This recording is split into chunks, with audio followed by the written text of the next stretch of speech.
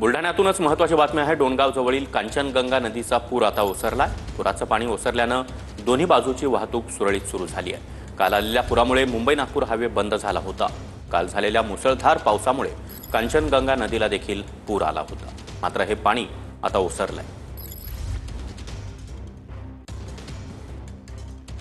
तर बुलढाण्यातील डोणगाव जवळचा कांचनगंगा नदीचा पूर आता ओसरलेला आहे। काल झालेल्या मुसळधार पावसामुळे कांचनगंगा नदीला मोठ्या प्रमाणात पूर आलेला होता। मात्र आता हा पूर ओसरलाय। तर ही दोन्ही दृश्य आपण पाहतो आहोत। काल कशा प्रकारे हा संपूर्ण परिसर जलमय झालेला होता। पूर आल्यानं मुंबई नागपूर हायवे देखील बंद करण्यात आलेला होता आणि आज कांचनगंगा नदीचा पूर ओसरलेला आहे आणि पुलावरून वाहतूक देखील सुरळीत सुरू झाली आहे। याचाच आढावा घेतला आमच्या प्रतिनिधींनी, पाहूया। आपण बघू शकतो की काल याच कांचनगंगा नदीला मोठा पूर आला होता।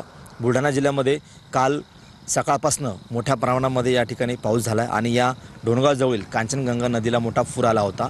नदीचं पात्र छोटं असल्यामुळे या नदीचं पाणी संपूर्ण पुलाच्या वरून वाहू लागलं होतं आणि परिसरामध्ये सुद्धा पसरलं होतं। परिणामी मुंबई ते नागपूर हा जो महामार्ग आहे, हा महामार्ग पूर्णपणे सकाळपासून या ठिकाणी सायंकाळपर्यंत बंद होता। मात्र काल सायंकाळपासून या ठिकाणी पाऊस ओसरला आणि नदीचं पाण्याची पातळीसुद्धा ओसरल्याने आता सध्या वाहतूक या ठिकाणी सुरळीत सुरू आहे। पुलाचं सुद्धा या ठिकाणी मोठं नुकसान झाल्याचं दिसतंय। जो काळी कचरा असेल वाहून आलेला, त्यांना सुद्धा या ठिकाणी पुलाचं नुकसान झालंय। अनेक शेतकऱ्यांच्या शेतातले पाईपसुद्धा या ठिकाणी वाहून आल्याचं आपल्याला दिसतंय। एकंदरीत पाहिलं तर सध्याची परिस्थिती हे दोन्ही बाजूने वाहतूक सुरू आहे आणि सध्या आता या ठिकाणी दोन्ही बाजूने वाहतूक सुरू असल्यामुळे आता सध्या परिस्थिती जी आहे ती सध्या पूर्ववत झाल्याचं आपल्याला पाहायला मिळते। कॅमेरामन अनिकेत दहातोंडेसह गणेश सोळंकी।